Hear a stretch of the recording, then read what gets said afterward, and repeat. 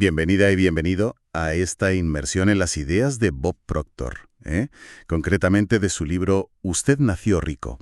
La idea de partida es potente. Todos tenemos ya una riqueza dentro, no igual en billetes al nacer, claro, sino en capacidad. El material que manejamos sugiere que el éxito no va tanto de buscar fuera, ¿sabes? Sino más bien de reorganizar lo que ya tenemos dentro, usar esas piezas internas.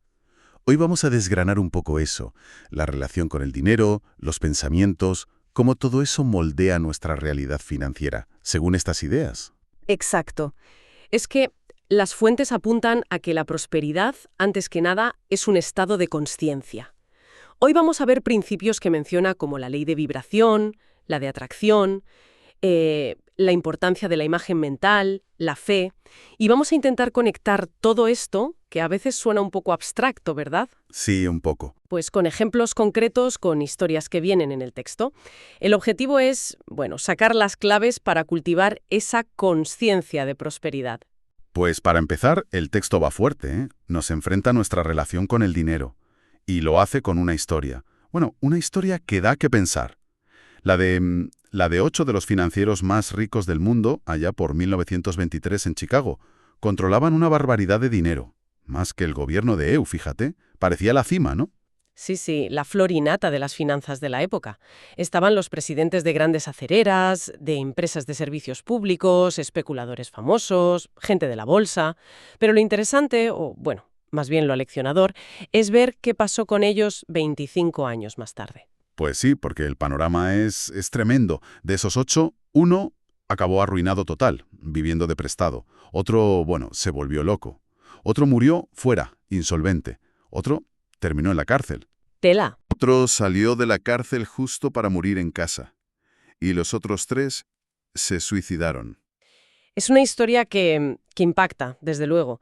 A ver, la conclusión que saca el material no es que el dinero sea malo en sí mismo, porque hay muchísima gente rica que es feliz y hace cosas buenas. La lección profunda aquí, creo yo, es la diferencia entre saber ganar dinero y saber construir una vida rica. Parece que ellos, dominaban lo primero, pero fallaron en lo segundo. ¿Y de qué manera? Entiendo, es una distinción clave. El texto insiste en que el dinero es importante, claro que sí, en nuestra sociedad sería absurdo negarlo, pero debe ser un sirviente, un buen sirviente, no un amo. Señala un error que considera fatal, amar el dinero y usar a las personas, y propone lo contrario, ¿no? Justo, amar a las personas y usar el dinero. Como una herramienta, también desmonta un poco el mito de la suerte. Dice que la riqueza no es solo suerte, que es un efecto, algo que hay que ganarse, que tiene una causa.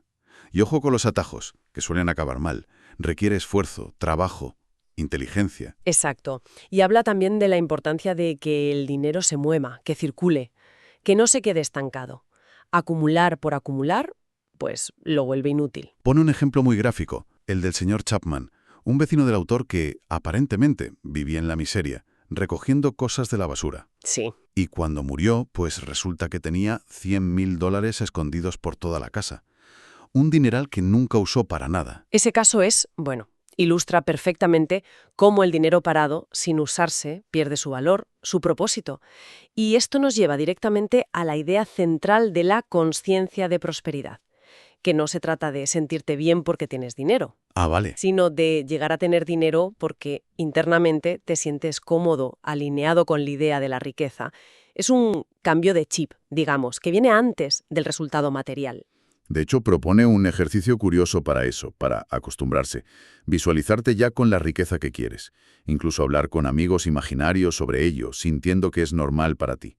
La idea es que el subconsciente no distingue mucho entre lo imaginado muy vívidamente y lo real, ¿no? Y eso ayuda a vibrar de otra manera. Es como un entrenamiento mental, sí.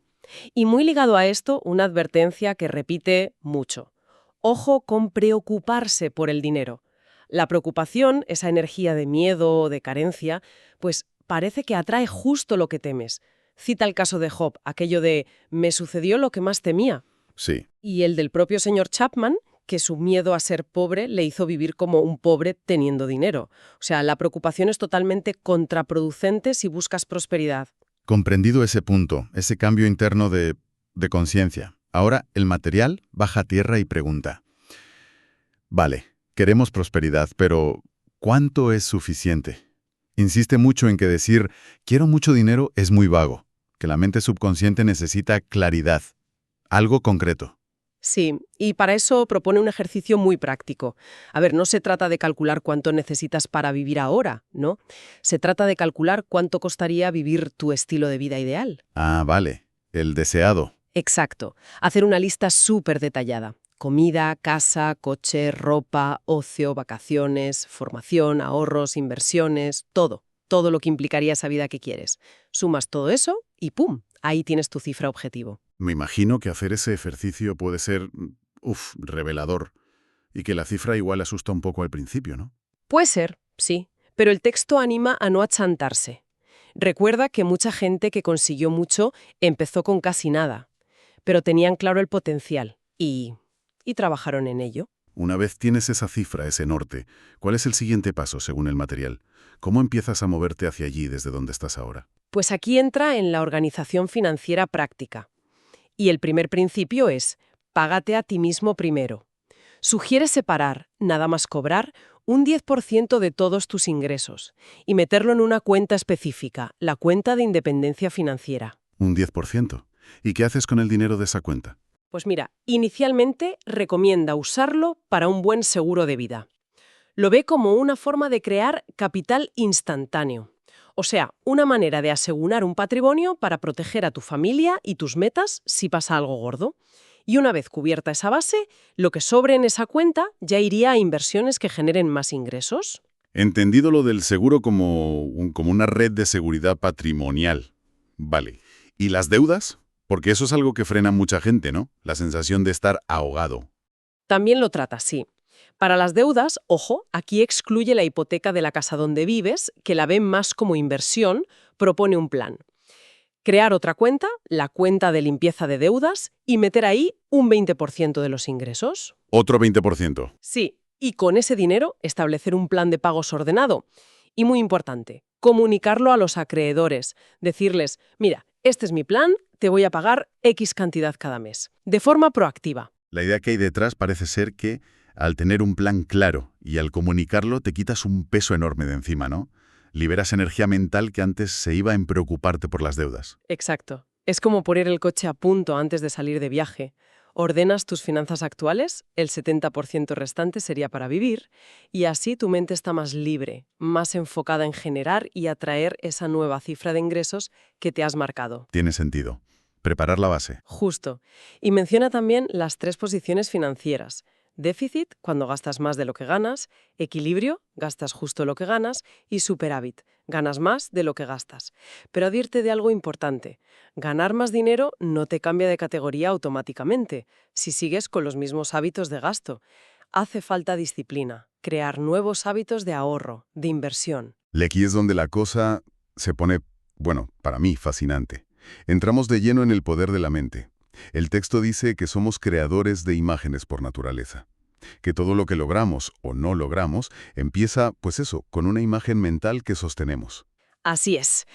Cuenta una anécdota graciosa de un pastor que va a ver a un granjero y le dice: «¿Qué granja más bonita? Dios le ha bendecido». Y el granjero responde: «Sí, reverendo, pero tendría que haber visto esto cuando Dios lo tenía todo para él solito». Buenísimo. La idea es esa, ¿no? Que no somos meros espectadores pasivos, somos co-creadores. Colaboramos con el universo, o llámalo poder infinito, en dar forma a nuestra realidad. La secuencia parece ser: primero, piensas, creas la imagen. Luego sientes, le pones emoción a esa imagen. Y finalmente, actúas, la llevas a la realidad. Pone ejemplos históricos. Pues mira, la primera silla no existía hasta que alguien la imaginó. O Colón, imaginando un mundo al otro lado del mar. Los hermanos Wright, visualizando al hombre volar. Incluso deportistas de élite, como Jack Nicklaus, el golfista. Decía que antes de cada golpe iba al cine en su mente. Visualizaba todo el golpe perfecto al detalle. Y la clave que subraya el texto es la perseverancia. Mantener esa imagen mental, sobre todo cuando las cosas fuera parecen ir en contra. Ahí encaja la historia de Paul Hatzi, un gerente de ventas de seguros. Esa historia es muy buena. Su oficina estaba en el puesto 175 a nivel nacional, un puesto bajo. Él sentía que podían estar mucho más arriba, en el top 100, pero no lo conseguían porque, como él mismo admitió, dejaba que las cifras del momento, los resultados semanales, dictaran su imagen mental, sus expectativas. Y entonces decidió cambiar el chip, ¿no? Exacto. Decidió aplicar el principio a rajatabla. Empezó a pensar, a sentir y, sobre todo, a actuar como si ya estuvieran en el top 100. Mantuvo esa imagen con firmeza, día tras día, sin importar los resultados que llegaban. Y funcionó. Vaya si funcionó. Incluso le trasladaron a una oficina peor clasificada, la 163. Y en 6 meses la llevó al puesto 11 nacional. Al final llegó a vicepresidente de la compañía. La lección que él sacó es brutal. No dejes que tus resultados actuales dicten tu imagen mental. Deja que tu imagen mental elegida dicte tus resultados futuros. Esto conecta directamente con la fe, que el texto define de una forma muy, muy potente. La habilidad de ver lo invisible y creer en lo increíble. Es lo que te permite, según esto, sintonizar con posibilidades que otros ni se plantean. Propone una especie de fórmula para entenderlo. Tú haz tu parte y Dios, o el universo, o como quieras llamarlo, hará la suya. Nuestra parte es crear y mantener la imagen que queremos con fe, con emoción positiva. Y la parte del poder infinito es, bueno, orquestar cómo se manifiesta eso a través de leyes universales que, según Proctor, rigen todo. Usa la historia de David y Goliat como ejemplo, ¿no? David enfrentó la fuerza bruta, lo visible, armado solo con la fe en lo invisible. Y ganó. Pero ojo, que aclara que no es una fe pasiva. No es sentarse a esperar a que llueva dinero, no. La imagen y sostenerla con fe, activas un proceso creativo dentro de ti. Eso genera entusiasmo, fíjate qué palabra. Viene del griego enteos, que significa en Dios o con la divinidad dentro. Y esa energía elevada empieza a atraer a las personas, los recursos, las circunstancias que necesitas.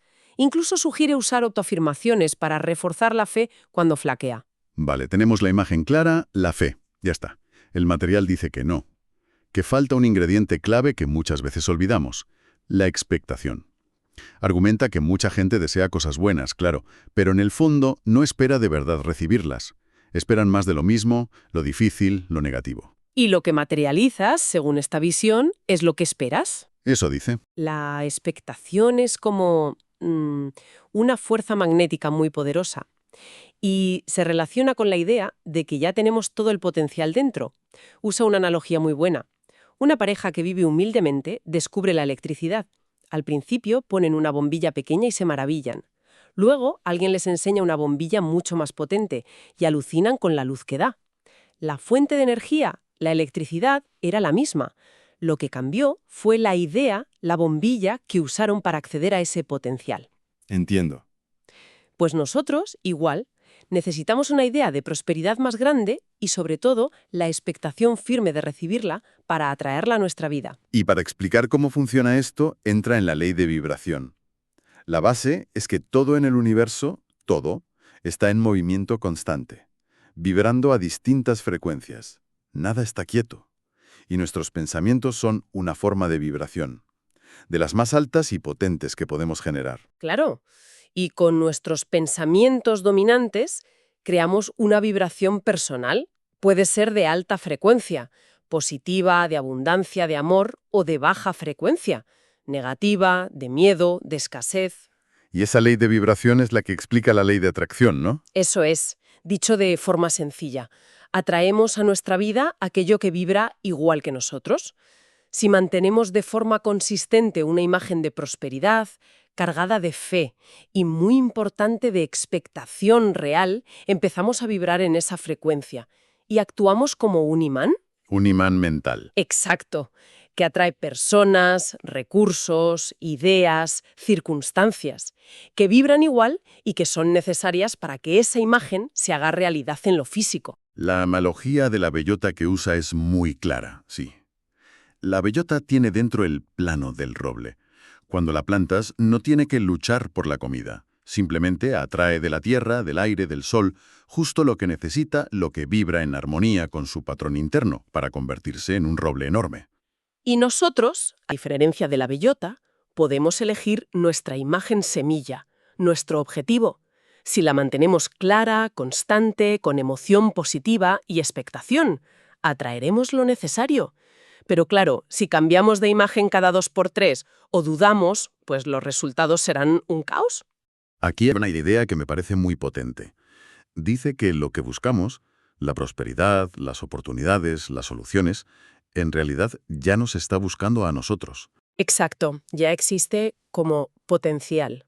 No es tanto una lucha por conseguir algo que está fuera, sino más bien tomar conciencia de lo que ya está disponible y alinear nuestra vibración con la imagen, la fe, la expectación para que se manifieste.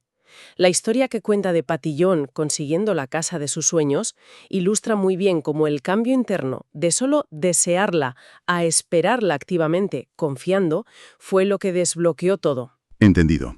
Imagen clara, fe, expectación. Entendemos las leyes.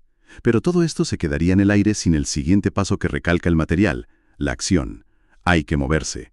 Hay que ser lo que llama arriesgadores, salir de la zona de confort. Sí, argumenta que el progreso de verdad implica tomar riesgos. Ojo, riesgos calculados, pensados. Lo diferencia mucho de la imprudencia o de jugar a la lotería sin más. Aborda directamente el miedo al fracaso. Dice que muchas veces lo aprendemos de pequeños, a veces por sobreprotección, pero lanza una idea fuerte. Fracasar en algo no te convierte en un fracasado. Solo si tú decides dejar de intentarlo. Cita un cómico, Flip Wilson, que decía que estuvo 16 años cayendo y levantándose antes de triunfar, pero nunca se vio como un fracasado en el proceso. Menciona también un estudio sobre jóvenes millonarios, gente que objetivamente asumía riesgos enormes en sus negocios, pero ellos mismos no se veían así. Actuaban convencidos de que el éxito era casi inevitable. Pone el ejemplo de Bob McCrary, que dejó un trabajo fijo para montar su propia empresa de electrónica, Pensala Electronics. Superó miedos iniciales y tuvo un éxito tremendo. Y luego introduce un concepto que me ha parecido muy interesante. El filo de la navaja. Sí, es potente. Explica que, en muchas áreas, la diferencia entre el primero y el segundo, entre el éxito brutal y el éxito normalito, es mínima, casi nada. Pequeñas diferencias en el último empujón, en la actitud, en la perseverancia, marcan diferencias enormes en los resultados. Da ejemplos muy claros. Corredores olímpicos que por centésimas se quedan sin medalla. Caballos de carreras que ganan por una nariz y la diferencia en premios es millonaria. O actores protagonistas que ganan muchísimo más que sus dobles, aunque sean casi iguales físicamente. La historia de Heinz Dawes, un vendedor que duplicó su mejor mes de la historia, simplemente porque decidió internamente que lo iba a hacer y aplicó ese segundo esfuerzo mental y físico. Es un buen ejemplo de esto. La perseverancia es la clave aquí, claro. Menciona el Dr. Robert Jarvik, el que diseñó el primer corazón artificial permanente. Le rechazaron un montón de veces en facultades de medicina, pero siguió, no abandonó su visión. Ese poquito extra de aguantar, de seguir cuando otros lo dejan, es muchas veces lo que te pone en el lado bueno del filo de la navaja. Sugiere dedicar tiempo cada día a estudiar, a practicar, a la simulación mental como hacen los astronautas o los cirujanos, para afilar esa capacidad. Y ojo, alerta máxima con lo que llama pensar al revés. Esto me parece crítico. Sí, es un error muy común. Significa dejar que tus resultados de ahora o los del pasado dicten tus pensamientos, tus expectativas y tus acciones para el futuro. Es un círculo vicioso que hay que romper. La clave es mirar adelante, al potencial, no a las limitaciones de hoy o a los fracasos de ayer. La historia de Patty Moir queriendo ir a un crucero es perfecta para esto. Mientras se enfocaba en «no tengo dinero», pensando al revés, basándose en su situación actual, estaba totalmente bloqueada. Cuando cambió el chip a «voy a ir», basándose en el objetivo, y empezó a planificar como si fuera posible, aparecieron los medios, la oportunidad. Absolutamente. Y la historia del 333 de Bob Templeton es espectacular. ¿Cómo superar ese pensamiento limitante? Después de un tornado que arrasó todo, Templeton se puso la meta casi imposible de recaudar $3 millones en 3 días con un maratón de radio de 3 horas. Una locura aparente. Pero lo crucial fue cómo manejó la reunión para planificarlo. Prohibió totalmente hablar de por qué no se podía hacer. Cada vez que alguien decía, es que no podemos porque, él cortaba. Siguiente. Obligó a todo el equipo a enfocar el 100% de la energía mental solo en pensar cómo sí podemos hacerlo. Y lo consiguieron, contra todo pronóstico. Es un ejercicio mental brutal para desbloquear la creatividad cuando te enfrentas a un reto grande. Y ya para ir terminando, el material nos presenta la ley del vacío de la prosperidad. La idea es que la naturaleza, y el universo en general, odia el vacío, tiende a llenarlo. Ajá. Así que si quieres recibir algo nuevo, ropa nueva, muebles, ideas, clientes, oportunidades, lo que sea, primero tienes que hacer sitio, soltar lo viejo que ya no te sirve o no quieres. Cuenta la anécdota de su tía Marg, que odiaba sus cortinas y muebles viejos. Sí, es muy buena esa. Al principio el marido le decía la típica objeción lógica. No nos lo podemos permitir. Pero Marg, aplicando esta ley casi sin saberlo, quitó las cortinas viejas, ¡pum!, creó un vacío físico y visual. Y al poco tiempo encontraron la forma de comprar unas nuevas. Luego hizo lo mismo con los muebles. Soltar lo viejo, aunque dé un poco de miedo, crea el espacio para que entre lo nuevo.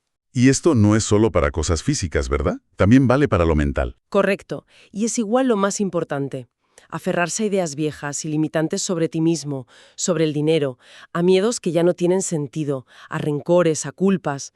Todo eso ocupa un espacio mental y emocional valiosísimo. Son como atascos, como un doblez en una manguera que no deja pasar el agua. Entiendo. Soltar conscientemente esos atascos mentales, perdonando, cambiando la perspectiva, decidiendo dejar ir, es fundamental para que la prosperidad, la energía creativa, el bien, pueda fluir libremente hacia ti. Incluso sugiere regalar lo viejo que esté bien, en lugar de venderlo, como un acto de fe en esa circulación, ¿no? Confiando en que al crear ese vacío, con generosidad, el universo lo llenará con algo igual o mejor. Es una forma de demostrar confianza en la abundancia, en que hay suficiente para todos, en esa ley del flujo y reflujo. Bueno, pues haciendo un balance de esta exploración de Usted nació rico, el mensaje principal parece ser que la riqueza, el éxito, tal como lo ve Proctor, empieza dentro, en cultivar una mentalidad, una conciencia de prosperidad, en definir bien qué quieres, visualizarlo con fe y, muy importante, esperar recibirlo, entendiendo que hay leyes como la vibración y la atracción funcionando. Pero no es solo pensar, ¿eh? Requiere acción decidida y constante. Atreverse a salir de lo cómodo, perseverar con ese poquito extra que marca la diferencia, el filo de la navaja. Mantener la mente enfocada hacia adelante, no en el pasado, y practicar ese desapego inteligente. Hacer sitio para lo nuevo soltando lo viejo, sea físico o mental. La idea que resuena al final es esa. El potencial ya está ahí. Siempre ha estado. Nacimos ricos, en capacidad. El reto y la oportunidad es desbloquear esa capacidad, aprender a usarla conscientemente. Y quizá como reflexión final, conectando con esa última ley del vacío, podríamos preguntarnos, ¿qué cosa vieja, puede ser un trasto que ya no uso, una creencia sobre el dinero que me limita desde hace años, un rencor que sigue ahí ocupando espacio, podría decidir soltar hoy mismo? Crear conscientemente ese vacío, para permitir que la prosperidad que deseo encuentre un hueco para entrar en mi vida.